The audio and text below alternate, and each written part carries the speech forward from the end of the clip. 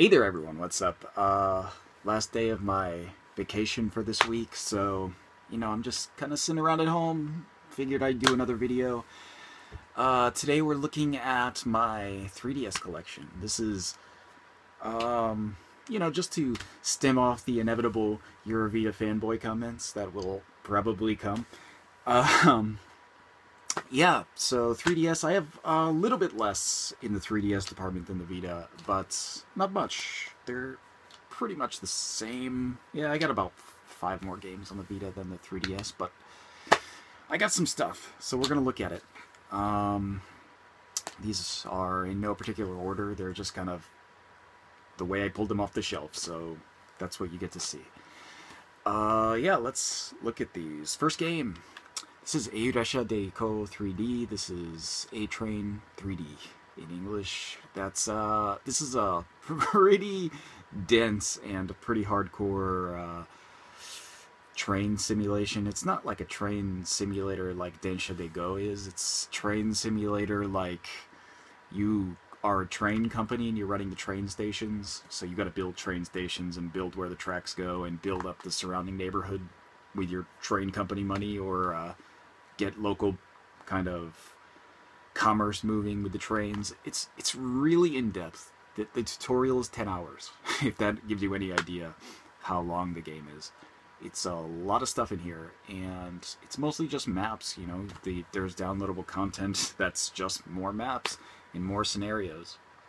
And the scenarios are all good. They all take a couple hours to beat, and it's a good game if you like A-Train, which did come out in English way back in the day, but I don't think any of the newer ones have come out in English. But it's a pretty good game overall.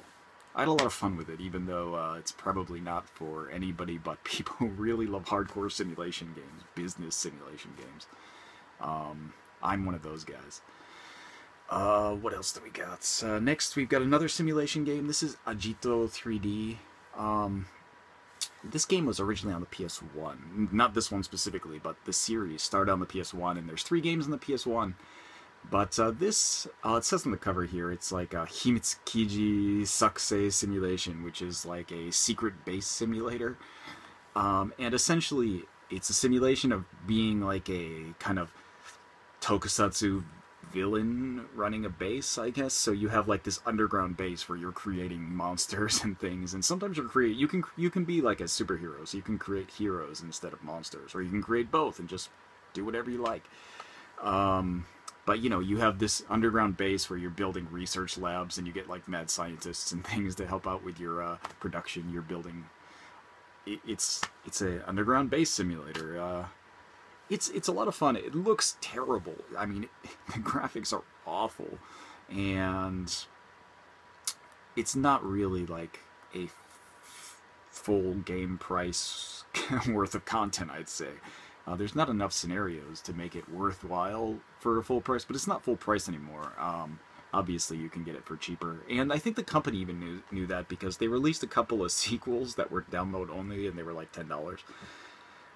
So it's not incredibly full of content, but there's a lot of stuff. I mean, it's not an easy game, and it's a pretty in-depth simulator for considering it's mostly building and selling monsters and evil toys and things. It's really pretty interesting.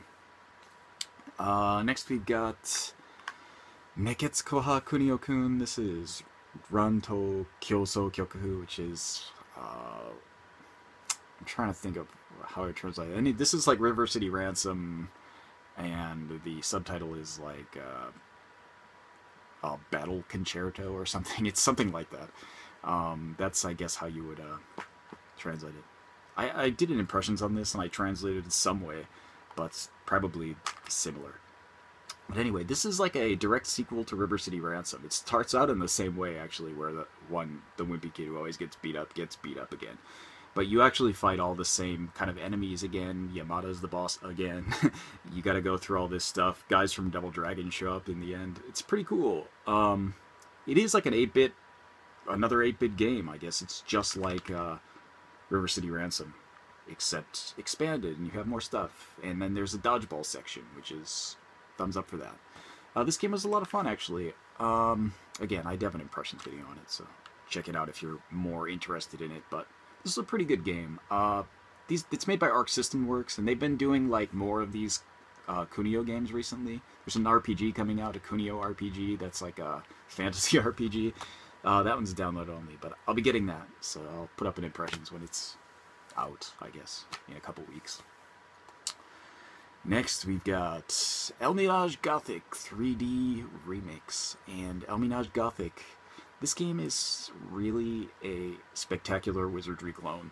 Again, I've talked about it already, but if you like Wizardry, and I'm not like Wizardry 8 because it's not like that one. That's a really good game, though. One of my favorites. But it's more like Wizardry 6, I'd say. It's like that kind of Wizardry game, Wick 6 and 7. It's very similar. You have a lot of the same types of races. It's like a clone of Wizardry 6 or 7. But it's gothic. It's dark. I originally bought it because I heard that the monsters were based on Lovecraft monsters, and they kind of are. Some of them are.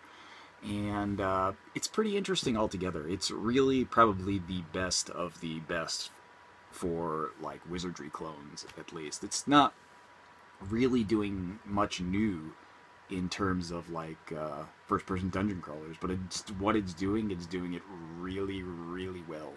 So I feel like if you can play it, you should get it. It's also on the PSP. I don't know how much is changed from the PSP version, but it's good. It's also notoriously difficult, but you know, that kind of goes with the territory of first-person dungeon crawlers. Next we've got Seikaiju no Meikyu. You guys might recognize this as Etrian Odyssey 4. Seikaiju no Meikyu 4, this is in Japanese, but again, Etrian Odyssey 4. I had a lot of fun with this. As you guys know, I hate the art style for Etrian Odyssey. I think it's awful. But these games are really good, and I like them on the DS, and I like it on the 3DS. So good stuff. You can't really go wrong with if you like first-person dungeon crawlers and you like that kind of old school mechanic of drawing your own maps. This is right up your alley. I really kind of like drawing my own maps. It was the kind of thing that I didn't know that I missed until I started playing this, and I remember playing games like the Bard's Tale and stuff on the Apple II, and you you know, had to draw your own maps. There's no mapping in the game, so you know, if I go home to the US, I could probably find my notebooks full of grid maps for all like the gold box games on the on DOS and some Apple II dungeon crawlers. I have a lot of those. So yeah, let's continue on. Next game we've got Lost Heroes, and Lost Heroes is way better of a game than it has any like reason to be. This is one of the kind of Kanpachi Heroes games, which is like a mix between Gundam, Kamen Rider, and Ultraman. So those three kind of licenses all come together into one game. There's a ton of them, and I've got a ton of them, but I prefer the RPGs, and this one is a first-person dungeon crawler, which is like right up my alley. And like I said, it's way better than it has any business being. Like you expect, it's kind of like a licensed property tie-in game that is, you know, the story is nonsensical. It doesn't make any sense, and it's essentially the same story in all of these games where the crossover is. Like, the story is almost identical in every one of those games. Even the dodgeball ones and the baseball ones are like still the same story. But the story is not really important. The dungeon crawling is what's important, and it's a lot of fun. Like, they take all the best elements I can think of from like recent first-person dungeon crawlers and kind of put them all into one game. And I really, really enjoyed this game. It was on my top games list in 2012 when it came out. And yeah, it's on the 3DS. 3DS version is probably the best version, but it's also on the PSP and probably cheaper there. If you're interested and don't have a Japanese 3DS, PSP version's region free, so hop on that. Next we've got, this is Tobidase Doubutsu no Mori, or whatever the subtitle is, Animal Crossing in the US. Animal Crossing, it's Animal Crossing. You know, I played the first Animal Crossing on the GameCube with my friends back when it came out, I guess, and we all enjoyed it. It's a fun game and all, but it's the kind of thing where, like, it's like a chore simulator, and you know, after a while, you just kind of get the feel. In my case, I just kind of feel like, why am I doing this? I'm not gaining any enjoyment out of this anymore. So, like, I hadn't played an Animal Crossing game since the GameCube one, and the GameCube one was awesome because, like, you'd get retro games, so you'd have, like, all those kind of emulated games on there, and that was cool. This doesn't have that, obviously, because now they're on the, you know, the eShop. But, you know, so this one kind of just boiled down to Chore Simulator 2013 or whatever. And I surprisingly put a lot of time into this, despite, like, not incredibly enjoying it. I think a lot, my friends bought this for me is the reason I have it. I wouldn't have bought it myself, but my friends bought it so we could all play together, and we played together. That was like the only reason I kept playing is because my friends were on all the time playing it, so, you know, I could hop on and talk to them while, like, doing my Animal Crossing chores or whatever, and then I would, you know, hop on in the morning, talk to them for a couple minutes, and then go to work or something, and then, you know, same thing in the evening. So actually, I did put a lot of time into it, despite, like, you know, not incredibly being into it.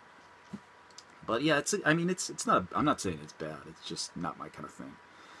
And, you know, it's the kind of thing that you just fall out of eventually because, you know, again, like, how many times can you do the same thing every day with slight variances? I don't know. We'll move on. Next, best game from Nintendo in recent memory, Fire Emblem. This is, you know, Fire Emblem on the 3DS is easily my favorite Nintendo game on the 3DS. You know, you guys know I'm not, like, a Nintendo fan, despite, like, having all their systems. I'm not, like, a fan of what Nintendo develops. So, unless it's made by Fire Emblem developer, what the hell, Intelligent Systems.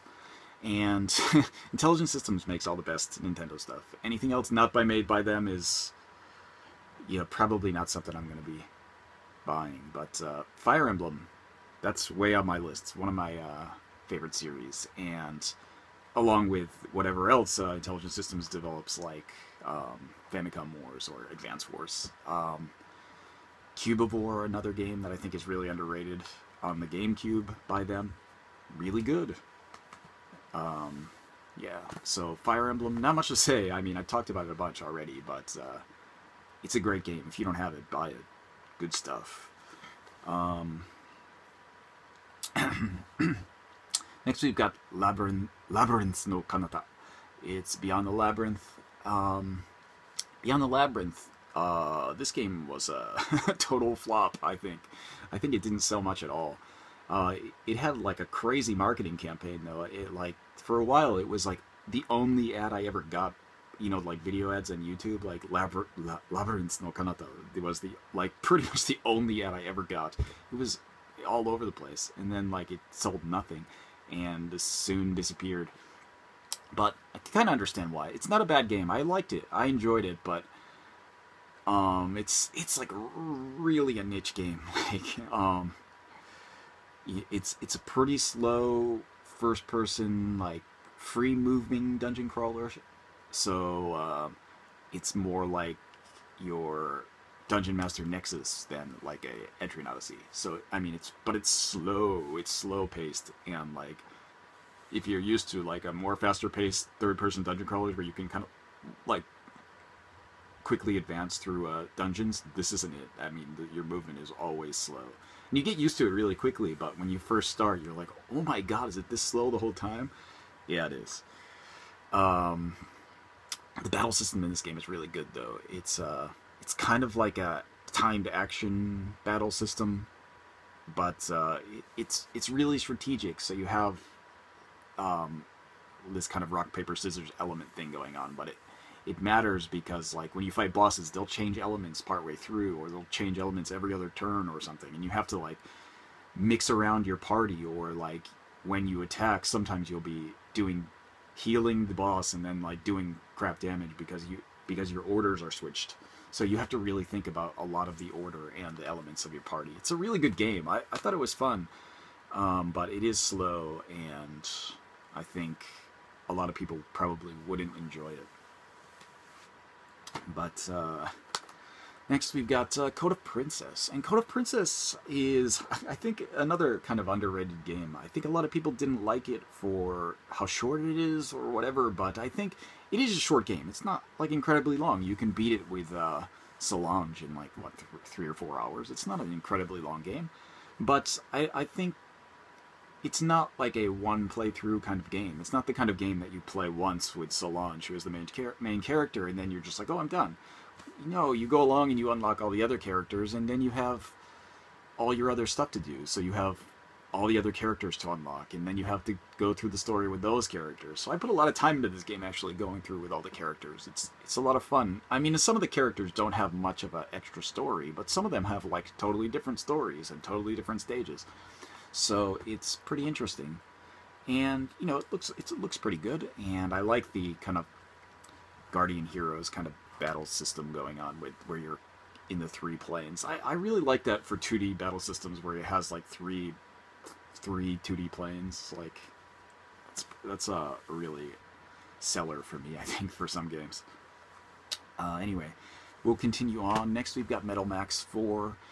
Metal Max 4, yeah, obviously it's a low budget RPG, but it is like part of this series of Metal Max games, and Metal Max is a good series. It's post-apocalyptic, but not serious post-apocalyptic. Like it's mostly goofy. There's lots of weird mutants and living cars and things, but you can build your own tanks and cars and motorcycles and things, or you can like walk on foot, and you can get animal companions, and there's lots of weird characters and goofy things to do. It's the most kind of lighthearted post-apocalyptic world. I mean, it's post-apocalyptic, so everything's a desert, or like there's, you know, the scenery is post-apocalyptic and all the people are post-apocalyptic, but there's so much goofiness that it's not like your standard kind of dark post-apocalyptic game. It's very interesting though. The stories are always weird, and there's always quirky, kind of weird characters, and it's a good series altogether. It's not like the greatest game series. It plays like Final Fantasy, the old Final Fantasies actually. Like, you know, you have your characters on one side of the screen and they run out and attack, turn-based. So you're just going through menus. It's not even, there's no like time action for it. It plays like Final Fantasy 6 or not 6, I want to say like 4, or even like it's like one of those kind of old school style systems, but you know, you have the added benefit of that your characters can at will hop in a tank and start shooting missiles at giant bosses. It's pretty cool. It's you know, obviously not the best game. It's kind of cheaply made, but you know, I'm sure if you're playing stuff on the 3DS, you're not really like hyped for super high-tech graphics or anything. So Metal Max 4, good game. Next we've got Shin Megami Tensei 4. And Shin Megami Tensei 4 is probably my favorite game on the system. Yeah, I'd probably say that. I beat this game 4 or 5 times. It's pretty good, it's fun. I like the story, like all the characters, like the demons, like everything about this game and this series. As you guys know, you know, I have a gigantic Shin Megami Tensei collection. It's even bigger now. I haven't like done an update on my collection video, but I probably won't, because that video was like an hour and a half for my collection video. It was 5 parts. You know, I don't want to do like a 6 or 7 part video just to like give an update. But yeah, this game, if you don't have it, this is like one of the must-buy games on the 3DS. This, and I would say this and Fire Emblem and probably Etrian Odyssey. If you have those, you're pretty much golden for the 3DS. You've got a ton of content there, and you've got a ton of good games already. But next we've got Devil Summoner, Soul Hackers, and Soul Hackers. This is a good game, but um, it's not as good as Shin Megami Tensei 4, and because it is like almost a straight port of the PlayStation version of Soul Hackers. I mean, there's very little that's new from the game. And Soul Hackers originally is kind of like the. I want to say people are gonna think sounds weird because I know a lot of people had trouble with this game, but this is like the easy kind of casualized version of the first Devil Summoner game. And I think when it came out originally on the PlayStation 1, people were like, "Oh, you guys made this a casual game. Like it's totally not Devil Summoner anymore." And I mean, if you played the first Devil Summoner, you kind of understand that because the system is like way more complicated and it's a bit more frustrating because there's like so much stuff to do that's time consuming. And this like kind of cuts out all the clutter, I guess, and makes it more streamlined. And it's a better game for it. I'm not saying it's a bad game. It's just it's not as good as any of the mainline SMT games, and it's not as good as the Persona games. It's kind of the third tier in the SMT series, I guess, for your dungeon crawlers. So it's still a good game, though. I'd still recommend it. It's just not as good as the others in the series, or in the kind of, you know what I mean. Whatever. Let's see. We've got. Did I say this already? We've got Guild 1. Guild 1 is level 5 and some other. It's published by Level 5. I don't know if all the games are made by Level 5. I don't think so. I think they're made by like random game developers from other companies too. But there's 4 games. Oh, technically 5 games in Guild 1 on the 3DS here. And you've got a pretty good variety. You've got Liberation Maiden, which is a kind of 3D shooter. I'm trying to remember the English name. Rental Shop Omase, maybe it's in English. The Japanese name is Rental Bukiya de Omase, which is Rental Weapon Shop de Omase. So that one is my favorite out of the games on this, the Weapon Shop Simulator. It was I didn't expect to like that one that much, but actually it turned out to be my favorite game out of the 4 because it was interesting. It was fun and had a lot of kind of quirky characters, but the gameplay itself was actually fun. The third game you have is Arrow Porter, which is a kind of puzzle, like I want to say it's like a puzzle game. You basically have luggage coming down luggage racks, and you have to sort the luggage to go to the correct color plane, I guess. It's not a bad game actually. It's simple though, so it's not something you're gonna want to play for hours and hours. It's something you'll pick up and play like a couple times, and you'll be like, oh, that's pretty fun. That's about it though. The last one was Crimson Shroud, which I expected to like the most actually. But Crimson Shroud is kind of it's like a tabletop strategy game like Warhammer with miniatures. I mean, like it's actually like the characters in the game are actually tabletop miniatures, so they have a base, like a square base, and like they're inserted in the base, so like when they move they just kind of rock back and forth because they're like miniatures. And as a fan of tabletop miniature games, I used to play Warhammer and Warhammer 40k tabletop games when I was in the US, and that stuff was good, and I expected this game to be similar, and it is similar, but it's so slow. It's so slow paced, and I was kind of disappointed with it because it's not that it's bad. It's just like one battle between like you and 5 skeletons is like it's like a half-hour ordeal, and it's not like that kind of thing happens irregularly either. So it's the kind of thing where you're just like, good God, these battles take so long. So I found myself not like enjoying it as much as I should have because like every battle felt like it was like 5 times longer than it should have been. Anyway, the last game in my 3DS, physical collection, I have some download stuff I'll talk about briefly. It is Project Cross Zone, and Project Cross Zone here, what can I say? Project Cross Zone is not a terribly good game. It's not a terribly bad game, but it's very mediocre, with the exception of if you like the characters that show up, it makes it more fun. So in my case, I enjoyed it, but like, I enjoyed it up to a point. Just like the prequels to like the other games in the series. They all have the same problem, in that if you like the characters, you kind of play along. In the beginning, the battles go really quick. It's snappy. You kind of go through the stages quickly, and you think, yeah, this is good. And there's always like new characters being introduced, and you think like, oh yeah, I remember that guy from this game, or like, oh, I like that character, or whatever. And it's fun because you get to like see all these new characters showing up from all these other games, and it's always a surprise. And that's like your first half of the game, and it's awesome. And then like you get to the second half, and there's no new characters being introduced, and the battles are suddenly like 40 minutes of fighting the same enemies you fought 20 times before. And it becomes like a terrible slog towards the end, where you're just like, oh, won't this game end? And it was the same problem with Namco Cross Capcom. It had the same kind of issues. So, I liked the game.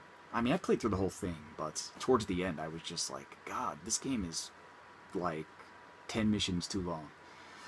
Because, it was just so much unnecessary stuff where and after the new characters stop being introduced, the novelty kind of starts to wear off. I don't know. It's not a bad game. I wouldn't I wouldn't recommend it as like a really awesome strategy game, but if you're a fan of the characters, like I'd recommend it then, because like it's at least fun to see those characters show up. So yeah, that's my physical 3DS collection. I've got a few downloadable things. I got Brain Training 3D, the Oni training or whatever it is, on the 3DS for free. Like Nintendo was running this promotion in Japan where if you bought 2 games, you got a free game. And I apparently bought 2 games in that time period. I didn't even realize it. I just kind of went to the Club Nintendo site, and they were like, "Oh, you've got free games," and I was like, "Oh, sweet." So. But, it was mostly Nintendo stuff I didn't want, so I downloaded Brain Training. And actually, I kind of enjoyed Brain Training. I'd never played any of the DS ones. I knew it was like a huge fad for a while, but, Brain Training was kind of fun for the time I put into it. I didn't, like, spend a huge amount of time with it, but, yeah, it was fun.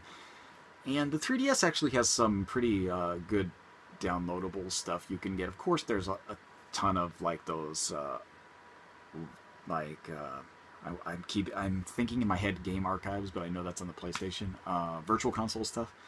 But I didn't talk about my game archive stuff on the Vita, so I won't talk about my game archive stuff on the or my virtual console stuff on the 3DS. But there are some downloadable games that were from the eShop that I thought were fun. The Cheating Boyfriend was a kind of fun series. It's stupid, like simple series games, but they're kind of like Phoenix Wright or something, in the sense that like you have to search for evidence around your boyfriend's house to find that he's cheating, and then like you have this confrontation where like he'll tell you this story, and you have to like kind of pick out the lies and throw the evidence at his head or whatever. It's stupid and short, but it's fun. I'm trying to think of I have my 3DS right here. I'll just open it up and look. 3DS. What do we got? There were a couple other things that... Oh, man. Out of batteries. I'm not going to open the 3DS. I'm trying to think. What else did I get on the 3DS? There was at least one more thing I wanted to talk about, and it's not coming to my mind at the moment. Well. Oh, man. I can't think of it. Whatever. We'll just end. This is getting pretty long anyway. So yeah, that's about it. That's my 3DS collection for now. Some good stuff coming in the future. Next game I'll be getting for the 3DS will be, of course, Persona Q in a couple weeks. So, when is that? May? I think it's like a month from now. So pretty much 1 month from now, Persona Q will be out, in Japan at least. So impressions video of that coming soon, in a month or so, after I play through it twice, I guess.